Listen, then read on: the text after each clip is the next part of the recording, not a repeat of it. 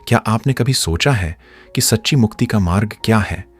कैसा होता है वो पल जब कोई साधक सांसारिक बंधनों को त्याग कर पूर्ण रूप से ईश्वर को समर्पित हो जाता है? यह अध्याय उस क्षण की कहानी है जब परमहंस योगानंद जी ने संन्यास का व्रत लेकर आध्यात्मिकता के शिखर की ओर कदम बढ़ाया। यह केवल एक विधि नहीं थी, बल्कि आत्मा के गहन संकल्प और गुरु की कृपा से सजी एक पवित्र यात्रा थी। संन्यास का अर्थ केवल वस्त्र त्यागना नहीं, बल्कि स्वयं को पूर्ण रूप से ईश्वर और मानवता की सेवा में समर्पित कर देना है। इस अध्याय में आप जानेंगे कि कैसे एक युवा साधक ने अपने भीतर की आस्था को मजबूत किया और गुरु की छत्र छाया में संन्यास के मार्ग पर आगे बढ़े।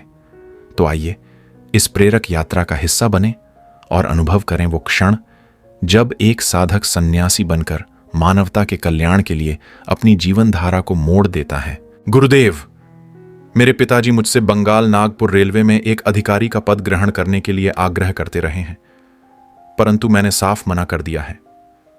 फिर मैंने आशा के साथ आगे कहा, गुरुदेव, क्या आप मुझे स्वामी परंपरा की संन्यास दीक्षा नहीं देंगे?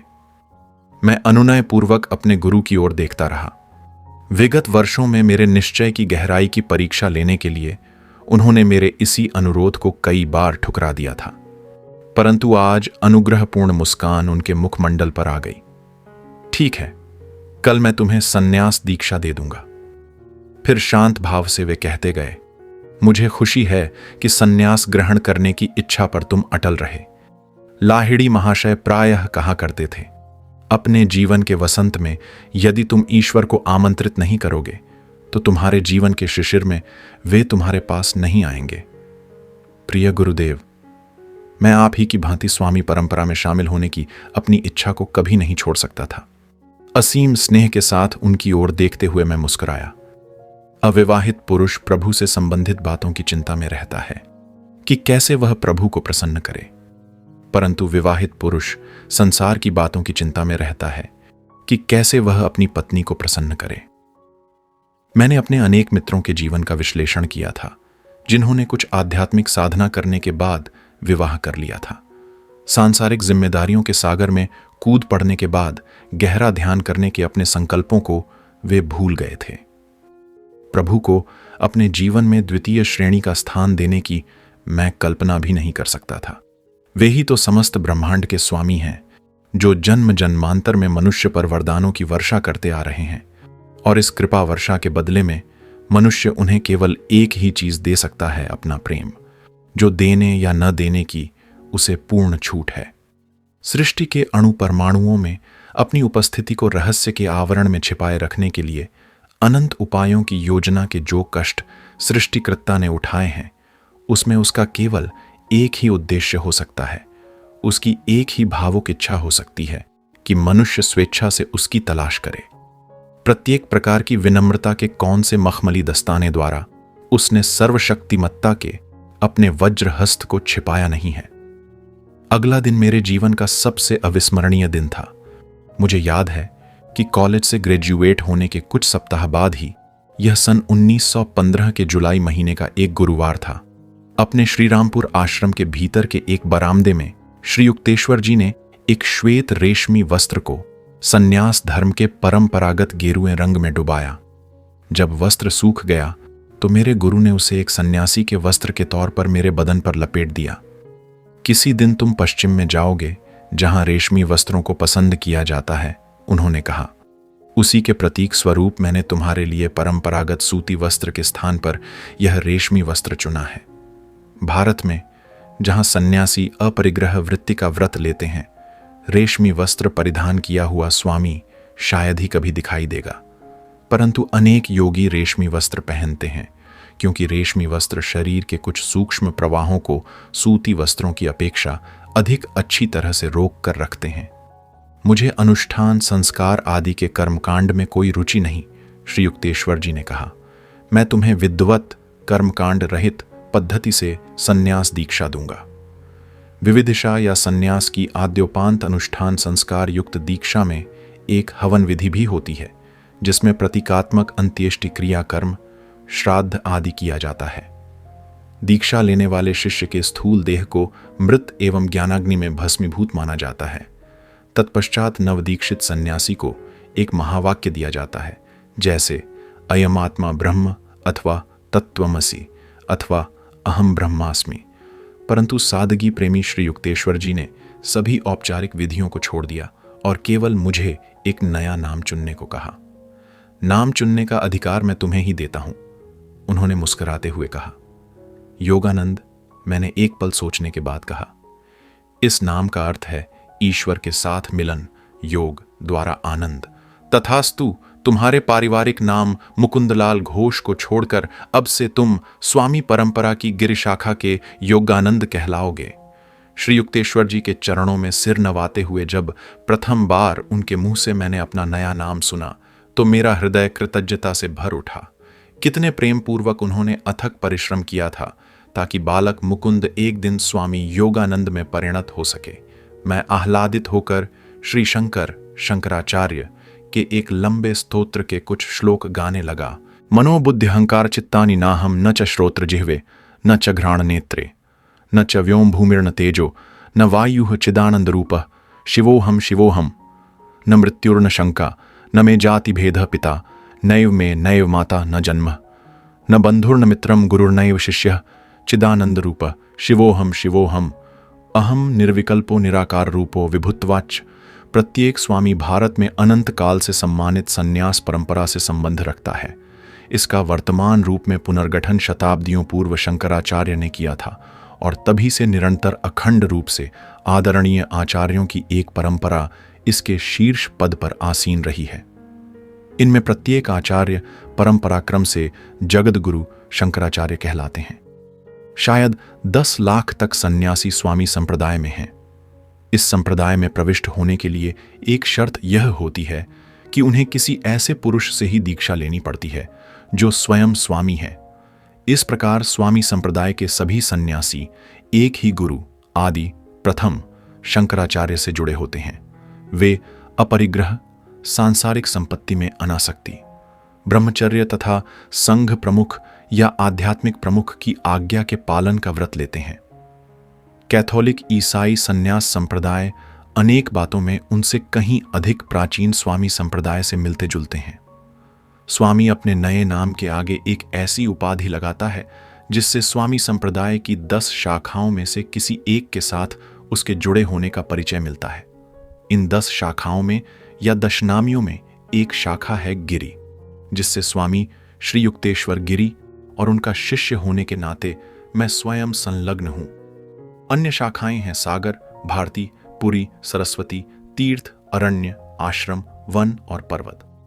स्वामी का संन्यास आश्रम का नाम, जिसके आगे साधारणतया आनंद लगा होता है, किसी विशिष्ट मार्ग, अवस्था या आध्यात्मिक गुण जैसे प्रेम, ज्ञान, विवेक, भक्ति, सेवा, योग के द्वारा मुक्ति प्राप्त करने की उसकी आकांक्षा का द्योतक होता है। उसके नाम के बाद लगने वाली दशनामी में से एक उपाधि प्रकृति के साथ उसकी समरसता का प्रतीक होती है। समस्त मानव जाति की निस्वार्थ सेवा तथा व्यक्तिगत संबंधों एवं महत्वाकांक्षाओं के त्याग के आदर्श के कारण अधिकांश स्वामीगण भारत में और कभी कभी विदेशों में भी सक्रिय रूप से मानवतावादी एवं शैक्षणिक कार्यों में लग जाते हैं। जाति, पंथ, वर्ग, वर्ण, वंश या स्त्री पुरुष का भेदभाव छोड़कर स्वामी विश्व बंधुत्व के आदर्श पर चलता है। परम ब्रह्म के साथ संपूर्ण एक रूप हो जाना ही उसका लक्ष्य होता है। सोते जागते अपनी चेतना को अहम ब्रह्मास्मि के विचार से सराबोर करता हुआ वह संपूर्ण तृप्ति के साथ संसार में विचरण करता है, परंतु संसार की किसी बात में लिप्त नहीं होता। केवल इसी ढंग से वह अपनी स्वामी पदवी को सार्थक कर सकता है, जिसका अर्थ होता है स्व या अपनी आत्मा के साथ एक रूप होने का प्रयास करने वाला। श्री युक्तेश्वर जी स्वामी भी थे और योगी भी। पूज्य स्वामी संप्रदाय से जुड़ा होने के कारण स्वामी बना हर सन्यासी योगी नहीं होता। जो ईश्वर साक्षात्कार के लिए किसी वैज्ञानिक प्रविधि का अभ्यास करता हो वही योगी होता है। वह विवाहित भी हो सकता है और अविवाहित भी, सांसारिक जिम्मेदारियों को निभाने वाला भी हो सकता है या विशिष्ट धर्म संप्रदाय से संबद्ध भी। स्वामी केवल शुष्क कारण मीमांसा एवं कठोर त्याग के मार्ग पर चलने वाला भी हो सकता है, परंतु योगी एक सुनिश्चित क्रमानुगत प्रणाली का अभ्यास करता है जिससे शरीर और मन सुनियंत्रित हो जाते हैं और आत्मा धीरे धीरे मुक्त हो जाती है। किसी भावनात्मक आधार पर या विश्वास के वश होकर कुछ भी न मानते हुए योगी ऐसी पूर्ण परीक्षित प्रविधियों का क्रमानुसार अभ्यास करता है जिन्हें सर्वप्रथम प्राचीन ऋषियों ने निर्धारित किया था। भारत की प्रत्येक पीढ़ी में योग साधना ने ऐसे लोग पैदा किए हैं जो सच्चे अर्थ में मुक्त और ईसा सदृश योगी हुए। किसी भी अन्य विज्ञान की तरह ही योग विज्ञान का भी किसी भी देश और काल के लोगों द्वारा प्रयोग किया जा सकता है।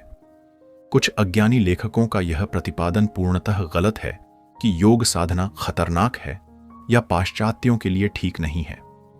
यह खेद की बात है, इस गलत प्रतिपादन ने योग साधना के अनेक सच्चे और उत्सुक आकांक्षियों को उसके बहुमुखी लाभ को प्राप्त करने के प्रयास से विमुख कर दिया। योग साधना विचारों के स्वाभाविक कोलाहल को शांत करने की एक पद्धति है। विचारों का यह कोलाहल सभी देशों के सभी मनुष्यों को समान रूप से अपने मूल आत्म स्वरूप की झलक देखने से वंचित कर देता है। स्वास्थ्यप्रद सूर्य प्रकाश की भांति ही योग साधना भी पौर्वात्य और पाश्चात्य लोगों के लिए समान रूप से लाभदायी है। बहुतांश लोगों के विचार अशांत और चंचल होते हैं, अतः मन नियंत्रण के विज्ञान योग साधना की आवश्यकता स्पष्ट है। प्राचीन आर्षि पतंजलि योग की व्याख्या इस प्रकार करते हैं: चित्त में एक के बाद एक उठती ही रहने वाली लहरों को शांत करना। उनका संक्षिप्त परंतु अत्यंत ज्ञान युक्त ग्रंथ योग सूत्र हिंदू षड्दर्शनी में से एक दर्शन है। पाश्चात्य दर्शनों के विपरीत हिंदू षड्दर्शन में न केवल सैद्धांतिक तत्वावलोचन बल्कि व्यावहारिक प्रणालियों का भी समावेश है। तत्व मीमांसा में सामने आ सकने वाले प्रत्येक प्रश्न का गहन विचार करने के पश्चात हिंदू शास्त्र 6 निश्चित मार्ग बताते हैं जिनका उद्देश्य हमेशा के लिए दुख मुक्त होकर अक्षय आनंद की प्राप्ति करना है। उत्तरकालीन उपनिषद कहते हैं कि 6 दर्शनों में से योग सूत्र में ही सत्य की प्रत्यक्ष अनुभूति करने की सबसे प्रभावी पद्धतियां हैं।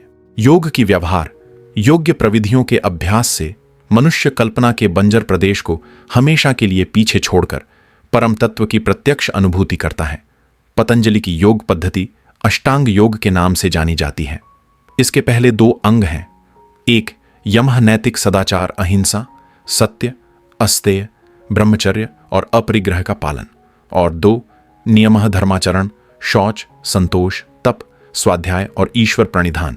इसकी अगली सीढ़ियां हैं 3 आसन, शरीर की उचित स्थिति, स्थिर सुखमासनम, मेरुदंड सीधा और ध्यान के लिए आरामप्रद अवस्था में निश्चल शरीर, 4 प्राणायाम, सूक्ष्म जीवन प्रवाह या प्राण पर नियंत्रण, और 5 प्रत्याहार, इंद्रियों को बाह्य विषयों से निवृत्त कर अंदर वापस मोड़ लेना। आखिरी सीढ़ियां योग के प्रत्यक्ष अंग हैं। 6 धारणा एकाग्रता, मन को एक ही विचार पर एकाग्र रखना, 7 ध्यान और 8 समाधि पराचैतन्य का अनुभव। योग का यह अष्टांग मार्ग साधक को कैवल्य के अंतिम लक्ष्य पर पहुंचा देता है, जिसमें योगी किसी भी बोध शक्ति की पहुंच से परे के सत्य को जान लेता है। यह प्रश्न मन में आ सकता है कि कौन बड़ा है, स्वामी या योगी? जब ईश्वर के साथ एकता स्थापित हो जाती है तब विभिन्न मार्गों के भेद अपने आप ही समाप्त हो जाते हैं। परंतु भगवद गीता में कहा गया है कि योग शास्त्र की पद्धतियां सर्वसमावेशक हैं। ये पद्धतियां केवल विशिष्ट प्रकार के या विशिष्ट स्वभाव गुणों वाले व्यक्तियों जैसे संन्यस्त जीवन की ओर झुकाव रखने वाले अत्यंत कम लोगों के लिए ही निर्धारित नहीं है। योग साधना के लिए किसी विशिष्ट संप्रदाय के साथ औपचारिक तौर पर जुड़े रहना भी आवश्यक नहीं है। योग विज्ञान उस मूलभूत आवश्यकता की पूर्ति करता है जो सबके लिए एक समान होती है, अतः यह सबके लिए समान रूप से लागू होता है। सच्चा योगी अपने कर्तव्यों का निर्वाह करते हुए संसार में रह सकता है। वहां वह पानी पर तैरते मक्खन की तरह होता है, आसानी से पतला बनाए जा सकने वाले अनुशासन विहीन मानव जाति रूपी दूध की तरह नहीं। यदि मनुष्य अपने अहंकार की इच्छा वासनाओं में मानसिक रूप से लिप्त न हो और जीवन में अपनी भूमिका को केवल ईश्वर का एक स्वैच्छिक माध्यम बनकर अदा करे, तो सांसारिक कर्तव्यों को निभाने के लिए उसे ईश्वर से अलग होने की आवश्यकता नहीं रहती। अमेरिका या यूरोपीय देशों में या अन्य अहिंदू देशों में रहने वाले ऐसे कई महान लोग आज इस संसार में हैं जिन्होंने योगी या स्वामी जैसे शब्द भी कभी सुने नहीं होंगे, परंतु फिर भी इन शब्दों के वे जीते जागते उदाहरण हैं। मानव जाति की निस्वार्थ सेवा करने के कारण, या मनोवेगों और विचारों पर पूर्ण नियंत्रण होने के कारण, या ईश्वर पर एकनिष्ठ प्रेम होने के कारण, या एकाग्रता की तीव्र शक्ति के कारण वे एक अर्थ में योगी ही हैं, क्योंकि उन्होंने अपने समक्ष योग का लक्ष्य निर्धारित कर लिया है, आत्मसंयम। यदि इन लोगों को योग का निश्चित विज्ञान सिखाया जाए, जिसके अभ्यास से मनुष्य के मन और जीवन की दिशा पर अधिक सचेत नियंत्रण प्राप्त हो जाता है, तो ये लोग और अधिक ऊंचे उठ सकते हैं।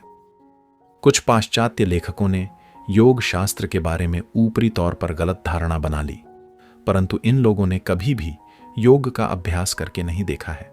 योग के सम्मान में प्रकट किए गए अनेक विचारशील वक्तव्यों में से यहाँ स्विट्जरलैंड के प्रख्यात मानसशास्त्री डा सी जी युंग के विचार उल्लेख करने योग्य हैं।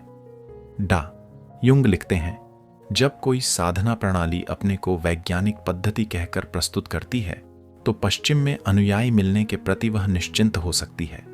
योग साधना इस पर खरी उतरती है।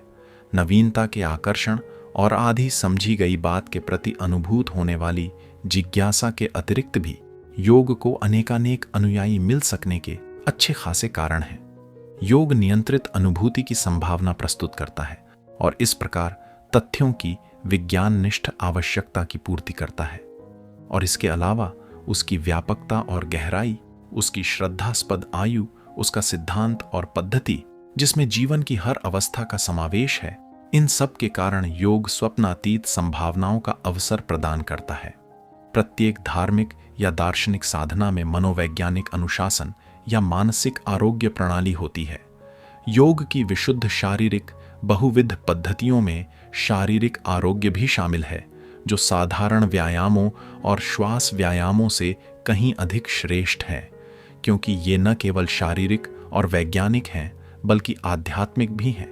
शरीर के अंगों का व्यायाम करने के साथ साथ इसमें साधक उन्हें पूर्ण रूप से आत्मा के साथ एकाकार करता है, जैसा कि उदाहरण के लिए प्राणायाम में होता है। प्राण श्वास भी है और ब्रह्मांड की सक्रिय शक्ति भी।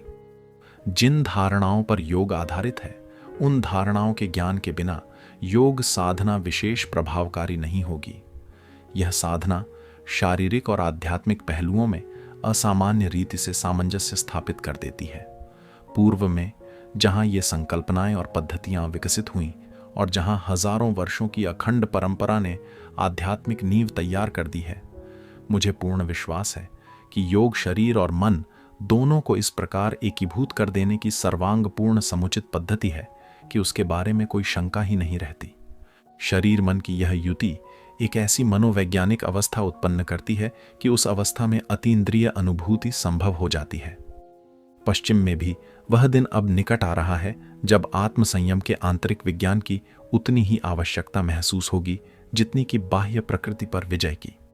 अब वैज्ञानिक दृष्टया निर्विवाद रूप से सिद्ध हुए इस सत्य के साथ कि घन पदार्थ वास्तव में और कुछ न होकर केवल ऊर्जा शक्ति का घनीभूत रूप है, इस आणविक युग में मनुष्य का मन अधिक संयमी और विस्तृत होगा। पत्थरों और धातुओं में निहित शक्तियों से कहीं अधिक महान शक्तियों को मानवीय मन अपने अंदर उन्मुक्त कर सकता है, और उसे करना चाहिए, ताकि कहीं अभी अभी बंधन मुक्त हुआ पदार्थ आणविक राक्षस पलटकर जगत का विवेकहीन विनाश न कर दे। अनुभव के विषय में मानव जाति की चिंता का एक अप्रत्यक्ष लाभ यह हो सकता है कि योग विज्ञान में लोगों की व्यावहारिक रुचि बढ़ जाएगी, जो सच्चे अर्थ में बम से रक्षा का आश्रय स्थान है। इस अध्याय के साथ हमने परमहंस योगानंद जी के संन्यास ग्रहण की उस पावन घड़ी का अनुभव किया, जब उन्होंने अपने जीवन को ईश्वर और मानवता की सेवा में समर्पित कर दिया। संन्यास केवल बाहरी रूपांतरण नहीं, बल्कि भीतर की गहराई में जागृत होने वाली दिव्यता का प्रतीक है। आशा है इस यात्रा ने आपके हृदय में भी आत्मविकास और ईश्वर से जुड़ने की प्रेरणा जगाई होगी। ऐसी ही और अद्भुत कहानियों के लिए जुड़े रहिए और इस दिव्य मार्ग पर आगे बढ़ते रहें। धन्यवाद।